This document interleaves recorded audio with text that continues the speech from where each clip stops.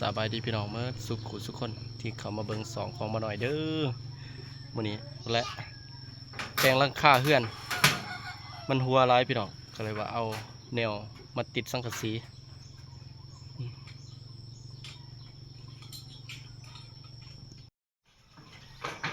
นาบาวขึ้นไปแป้งให้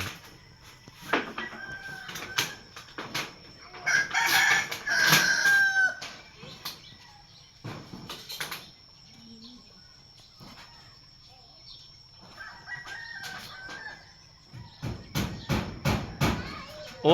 เอาไว้แนวท่าหนาเบาแนวท่าหนาเอาไว้อยู่หัน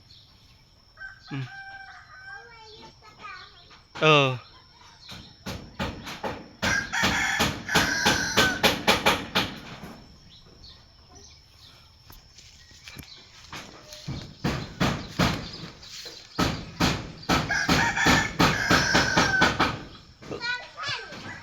เอาไว้แนวท่าหนาคือกันเอาไว้บกไข่ได้เด้อบกแกะได้เด้อเอาไว้